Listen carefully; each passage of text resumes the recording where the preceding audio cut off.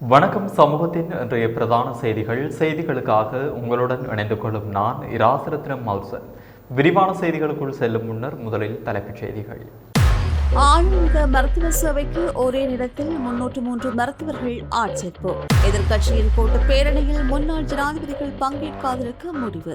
முழு நாடுமே ஒன்றாக திட்டம் நாளாவிய ரீதியில் 1314 பேர் கைது. வவுனியா பல்கலைக்கழகத்தின் முதலாண்டு மாணவன் திடீர் மரணம், தீவிரமாகும் விசாரணை. இரு எம்பிக்கள் தங்களுக்குள்ளே சுடுபட்ட வரலாறுகளும் இலங்கையில் உண்டு. ஸ்ரீதரன் எம்பி சுட்டிக்காட்டு. புத்தளம் விபத்தில் பலியான மன்னர் பெண், மேலும் 3 பெண்கள் காயம். வனங்களுக்கு ஏற்படும் பாதிப்பு தொடர்பில் அறிவிக்க அவசர இலக்கம். பாடசாலை விடுமுறை குறித்து வெளியான அறிவிப்பு. சீதியம்மன் ஆலயத்தில் கைவரிசை காட்டிய திருடர்கள், போலீசார் தீவிர விசாரணை. யாழ் பொதுசில நூலகத்தை பார்வையிட்ட தென்னிலங்கை அரசியல் கட்சிகளின் இளம் தலைவர்கள்.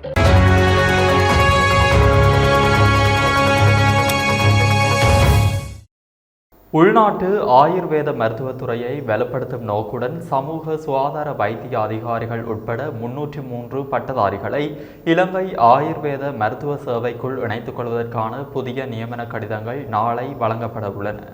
சுகாதார மற்றும் வெகுஜன ஊடகத்துறை அமைச்சர் வைத்தியர் நலிந்த ஜேதிசவின் தலைமையில் கொழும்பு மாவட்ட செயலக கேட்போர் கூடத்தில் இந்த நியமன நிகழ்வு இடம்பெறவுள்ளது.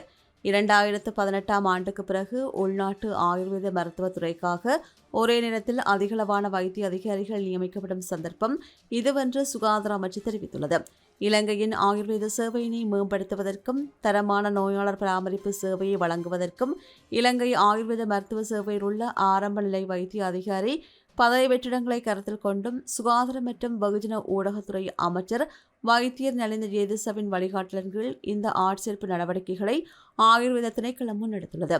இந்த புதிய வைத்திய அதிகாரிகள் அமைச்சுக்கள் மற்றும் மாகாண சபைகளின் கீழ் இயங்கும் நிறுவனங்கள், வைத்தியசாலைகள் மற்றும் சில உள்ளூராட்சி நிறுவனங்களுக்கு நியமிக்கப்பட உள்ளதாக சுகாதார அமைச்சு மேலும் குறிப்பிட்டுள்ளது.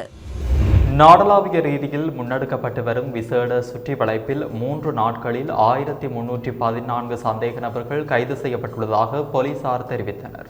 இதன்படி முன்னாள் ஜனாதிபதிகளான சந்திரிகா பண்டாரநாயக்க, மஹிந்த ராஜபக்ஷ, மைத்ரிபால ஸ்ரீசேன, கோடபாய ராஜபக்ஷ மற்றும் ரணில் விக்ரமசிங்க ஆகியோர் இந்த பேரணியில் பங்கேற்க மாட்டார்கள் என்று தெரிவிக்கப்பட்டுள்ளது. குறிப்பாக முன்னாள் ஜனாதிபதிகள் யாரும் இந்த எதிர்ப்பு பேரணியில் கலந்து கொள்ளக்கூடாது என்ற கருத்தை ஸ்ரீலங்கா பொதுஜன பிரமுனவின் பொதுச் செயலாளர் சாகல காரியவசம் தெரிவித்திருந்தார். இதன் பின்னரே இந்த அறிவிப்பு வெளியிடப்பட்டுள்ளது. இருப்பினும் அவர்களின் முழுமையான ஒத்துழைப்புகள் கிடைக்கும் என்று பொதுஜன பிரமுன தெரிவித்துள்ளது.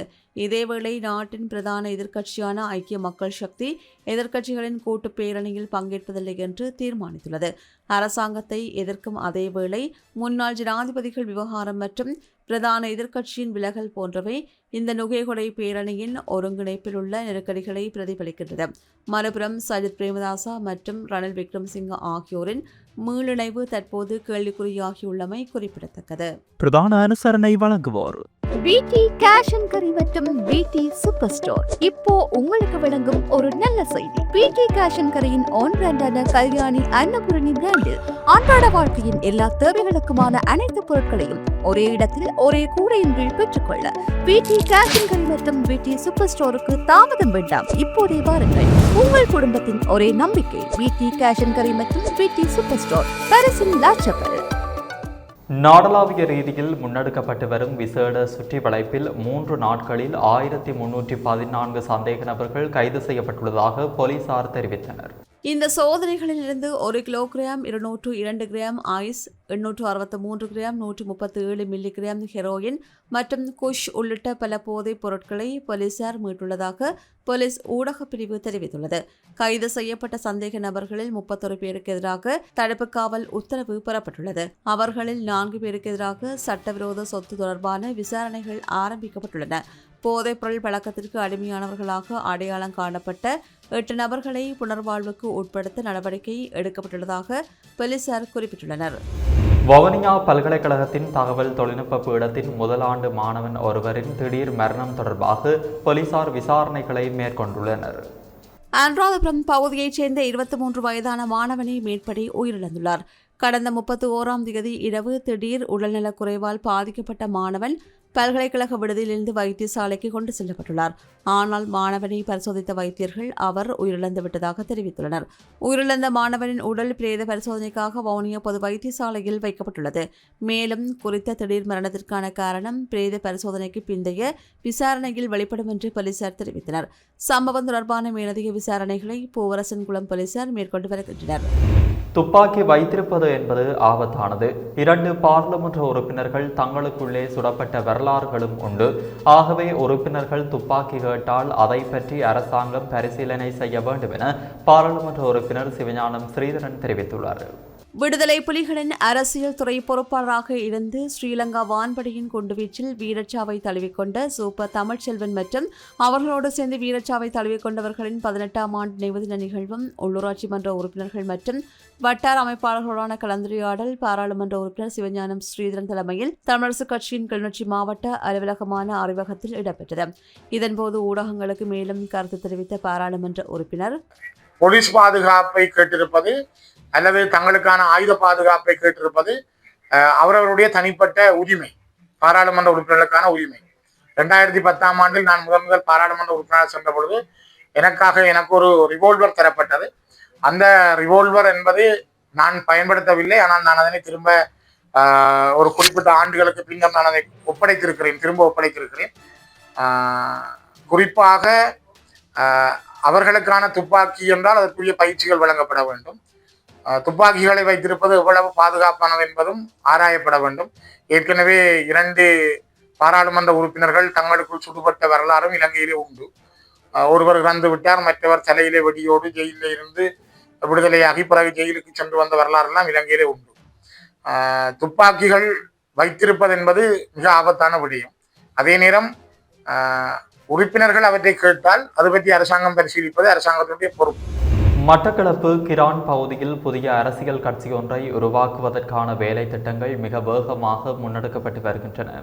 அதில் பெரும்பாலான முன்னாள் போராளிகள், முன்னாள் தளபதிகள் மற்றும் தேசிய உணர்வாளர்கள் இணைந்து புதிய கட்சியின் தலைமையகத்தை நிறுவுவதற்கான பணிகளை முன்னெடுத்து வருகின்றனர். மாவீரர் வாரத்தை முன்னிட்டு குறித்த கட்சியை தேசிய அரசியல் கட்சியாக அங்குரார்ப்பணம் செய்வதற்கான ஆரம்ப நடவடிக்கைகள் துரிதமாக இடம்பெற்று வருகின்றன. இதனிடையே கட்சியின் தலைமைச் செயலகத்தை திறந்து வைப்பதற்கான ஏற்பாடுகளும் தீவிரமடைந்துள்ளன. தமிழர் ஐக்கிய சுதந்திர முன்னணியின் கட்சியின் கருணா அம்மானுடன் இருந்துவிட்டு அவருடைய கட்சிக்கு எதிராக அவர் இருக்கின்ற அதே கிரான் மண்ணிலேயே மாவீரர் குடும்பங்களின் ஆதரவு மற்றும் முன்னாள் போராளிகளின் ஒத்துழைப்புடன் புதிய அரசியல் சக்தியை உருவாக்கும் முயற்சி முன்னெடுக்கப்படுகின்றது.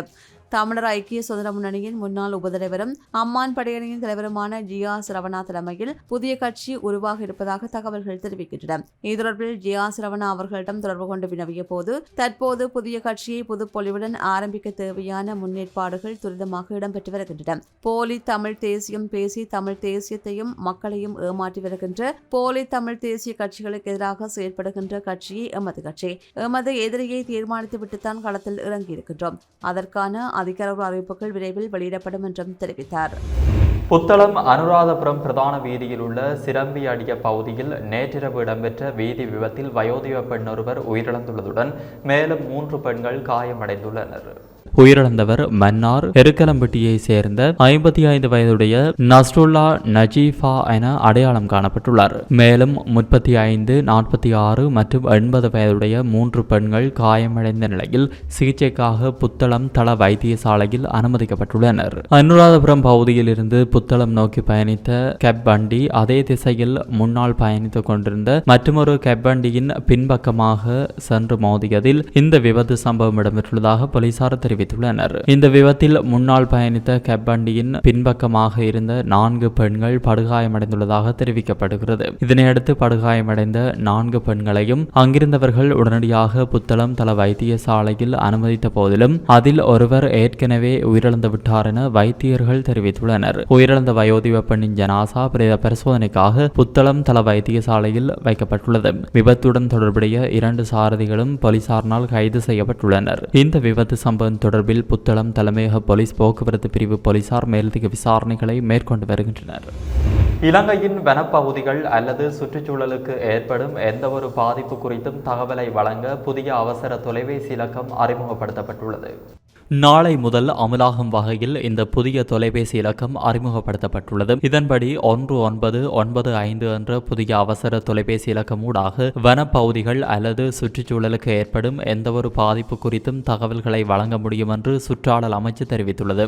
2025ஆம் ஆண்டிற்கான கல்வி பொதுத்தராதர உயர்தர பரீட்சையை முன்னிட்டு எதிர்வரும் 7ஆம் தேதியுடன் நாடளாவிய ரீதியில் உள்ள அனைத்து பாடசாலைகளுக்கும் விடுமுறை வழங்கப்பட உள்ளது. கல்வி பொதுத்தராதர உயர்தர பரீட்சைகள் எதிர்வரும் 10ஆம் தேதி ஆரம்பமாக உள்ள நிலையில் நாளை மறுதினம் நள்ளிரவு 12 மணி முதல் உயர்தர மாணவர்களுக்கான கருத்தரங்குகள், சேலமர்வுகள், மேலதிக வகுப்புகள் மற்றும் தனியார் வகுப்புகள் உள்ளிட்ட அனைத்தும் பரீட்சைகள் நிறைவடையும் வரை தடை செய்யப்படுவதாக கல்வி அமைச்சு அறிவித்துள்ளது. எதிர்வரும் 10ஆம் தேதி ஆரம்பமாகும் பரீட்சைகள் டிசம்பர் மாதம் 5ஆம் தேதி வரை நடைபெறவுள்ள நிலையில் டிசம்பர் 8ஆம் தேதி பாடசாலைகளில் கற்றல் கற்பித்தல் செயல்பாடுகள் மீள ஆரம்பமாகும் என கல்வி அமைச்சு தெரிவித்துள்ளது. நுவர்லியா போலீஸ் பிரிவுக்குட்பட்ட வரலாற்று சிறப்புமிக்க சீதை அம்மன் ஆலயத்தில் உள்ள 6 உண்டியல்கள் நேற்றிரவு உடைக்கப்பட்டு அதிலிருந்து பணம் திருடப்பட்டுள்ளது. இது குறித்து ஆலய நிர்வாகம் போலீசாரிடம் முறைப்பாடு பதிவு செய்த நிலையில் நுவர்லியா போலீசார் மேலதிக விசாரணைகளை மேற்கொண்டு வருகின்றனர். இதன்படி நுவர்லியா சீதையம்மன் ஆலயத்தின் கூரை வழியாக உள்நுழைந்த திருடர்கள் 6 உண்டியலை உடைத்து அதில் இருந்த பணத்தை திருடியிருக்கலாம் என சந்தேகிக்கப்படுகிறது. ஆலயத்தில் உள்நுழைந்த திருடர்கள் ஆலயத்தில் பிரதான காரியாலயத்தில் இருந்த CCTV கேமராவின் முழு இணைப்பையும் துண்டித்துள்ளதாகவும் குறிப்பிடப்பட்டுள்ளது. சம்பவ இடத்திற்கு விரைந்த நுவர்லியா தடயவியல் போலீசார் கைரேகைகளை பதிவு செய்தனர். மேலும் ஆலயத்தின் அருகிலுள்ள வர்த்தக நிலையங்களில் பொருத்தப்பட்டிருக்கும் CCTV கண்காணிப்பு கேமராக்களை அடிப்படையாக கொண்டு விசாரணைகளை மேற்கொண்டு வருகின்றனர். திவிலப்பெட்டியவில் உள்ள டயர் தொழிற்சாலையில் தீப்பரவல் ஏற்பட்டுள்ளது. இன்று காலை இந்த தீப்பரவல் ஏற்பட்டுள்ளதாக தெரிவிக்கப்படுகிறது. தீப்பரவலை கட்டுப்படுத்த 3 தீயணைப்பு வாகனங்கள் அனுப்பி வைக்கப்பட்டுள்ளதாக தீயணைப்பு படை தெரிவித்துள்ளது. இந்த தீப்பரவலுக்கான காரணம் இதுவரை தெரியவரவில்லை. தனுஷ்கோடிக்கு அடுத்த சேரான்கோட்டை கடற்கரை பகுதியிலிருந்து இலங்கைக்கு கடத்துவதற்காக சரக்கு வாகனத்தில் கொண்டுவரப்பட்ட 720 கொசு விரட்டும் பத்தி பாக்கெட்டுகள் கியூ பிரிவு போலீசாரினால் பறிமுதல் செய்யப்பட்டுள்ளது. சேரன்கோட்டை கடற்கரை பகுதியிலிருந்து இலங்கைக்கு படகு மூலம் பொருட்கள் கடத்த இருப்பதாக கியூ பிரிவு போலீசாருக்கு கிடைத்த தகவலின் அடிப்படையில் ராமநாதபுரம் கியூ பிரிவு காவல் ஆய்வாளர் ஜானகி தலைமையில் கியூ பிரிவு போலீசார் சேரான்கோட்டை கடற்கரை பகுதியை இன்று அதிகாலை கண்காணித்தனர். அப்போது கோவை மாவட்டம் பதிவன் கொண்ட சரக்கு வாகனத்தில் 12 அட்டை பட்டிகளில் இருந்த 720 கொசு விரட்டும் பத்தி பட்டிகளுடன் வாகனத்தின் சாரதி உட்பட 2 இருந்தனர். அவர்கள் கியூ பிரிவு போலீசாரை கண்டதும் தப்பியோட முயன்றதால் போலீசார் இருவரையும் அடக்கி பிடித்து விசாரணை செய்துள்ளனர். விசாரணை செய்ததில் இலங்கைக்கு படகு மூலம் சட்டவிரோதமாக கடத்துவதற்காக 12 அட்டை பட்டிகளில் கொசு விரட்டும் பத்திகளை கொண்டு வந்து கடற்கரை பகுதியில் பதுக்கி வைத்து அரிச்சல் முனை அருகே கடலில் நிறுத்தி வைத்துள்ள பதிவு எண் இல்லாத படகு சேரான்கோட்டை கடற்கரை பகுதிக்கு கொண்டு வந்து கொசு விரட்டும் பத்தி பொட்டலங்களை இலங்கைக்கு கொண்டு செல்ல திட்டமிட்டிருந்தது தெரியவந்துள்ளது. 12 அட்டை பட்டிகளில் இருந்த கொசு விரட்டும் பத்திகள், சரக்கு வாகனம் ஆகியவற்றை பறிமுதல் செய்து ராமேஸ்வரம் சுங்கத்துறையினரிடம் கியூ பிரிவு போலீசார் ஒப்படைத்துள்ளனர். இலங்கை தமிழரசு கட்சியின் அழைப்பின் பெயரில் வருகை தந்த தென்னிலங்கையை சேர்ந்த அரசியல் கட்சியின் இளம் தலைவர்கள் இன்றைய தினம் யாழ்ப்பாணம் பொது நூலகத்தை பார்வையிட்டனர். 14 அரசியல் கட்சிகளை பிரதிநிதித்துவப்படுத்தும் 24 பேர் கொண்ட இளம் அரசியல் தலைவர்கள் குழு இந்தியாவிற்கு விஜயம் செய்ததன் தொடர்ச்சியாக வடக்கு மாகாண விஜயம் மேற்கொண்டனர். இந்த விஜயத்தின் போது வடக்கு மாகாண மக்கள் எதிர்நோக்கும் பிரச்சினைகள் தொடர்பில் கள விஜயங்கள் மேற்கொள்ளும் நோக்கத்துடன் வருகை தந்த குறித்த குழுவினர் நேற்றைய தினம் யாழ்ப்பாணத்திலிருந்து காங்கேசந்துறை வரை புகையிரத்தில் பயணித்து காங்கேசந்துறை துறைமுகம், மயிலிட்டி மீன்பிடி துறைமுகம் மற்றும் பெலாலி விமான நிலையம் ஆகியவற்றுக்கு சென்று அங்குள்ள அபிவிருத்தி நிலைமைகள் தொடர்பாக ஆராய்ந்தனர். இத்துடன் சமூகத்தின் பிரதான செய்திகள் நிறைவடைகின்றன. தொடர்ந்தும் சமூகத்துடன் இணைந்திருங்கள். நன்றி, வணக்கம். எமது RIP பேச்சுக்கு கிடைத்த மரண அறிவித்தல்கள். யாழ்ப்பாணம் நெடுந்தீவு மேற்கை புறப்படமாகவும் இலக்கம் 64 தாஸ் நகர் மகாரம்பை குளம் பவனியாவை பதிவிடமாகவும் கொண்டிருந்த திரு ஐயாத்துரை கனகராசா அவர்கள் 29/10/2025 புதன்கிழமை அன்று காலமானார். யாழ்ப்பாணம் அளவட்டி வடக்கு செட்டிச்சோலையை புறப்படமாகவும் கருவப்புலம் வீதி கொக்குவில் கிழக்கை வதிவிடமாகவும் கொண்டிருந்த அம்பலம் சிவானந்தர் அவர்கள் 1/11/2025 சனிக்கிழமை அன்று இறைப்பதமடைந்தார். யாழ்ப்பாணம் மாதகலை புறப்படமாகவும் அரசடி வீதி இருபாலை கிழக்கை வதிவிடமாகவும் கொண்டிருந்த திருமதி அப்புத்துறை பரமேஸ்வரி அவர்கள் 1/11/2025 சனிக்கிழமை அன்று காலமானார். மலேசியாவை புறப்படமாகவும் வடமராட்சி நவிண்டில் கனடா டொரண்டோ ஆகிய இடங்களை வாழ்விடங்களாகவும் கொண்டிருந்த திருமதி தவமணி தியாகராஜா அவர்கள் 1/11/2025 சனிக்கிழமை அன்று கனடாவில் இறைப்பதமடைந்தார். மேலே அறிவிக்கப்பட்ட அனைத்து மரண அறிவித்தல்களின் இறுதிக்கிரியை விவரங்களை அறிந்து கொள்ள RIPpage.com பார்வையிடுங்கள். இதற்கான லிங்க் கீழே இருக்கும் டிஸ்கிரிப்ஷனில் பார்வையிடலாம். இது போன்ற செய்திகளை தெரிந்து கொள்ள சமூகம் நியூஸ் சேனலை சப்ஸ்கிரைப் செய்து அருகில் உள்ள பெல் பட்டனை கிளிக் செய்யுங்கள். மேலும் இது போன்ற செய்திகளை உடனுக்குடன் தெரிந்து கொள்ள சமூகமீடியா.com என்ற இணையதளத்தின் வாயிலாகவும் எங்களுடன் இணைந்திருங்கள்.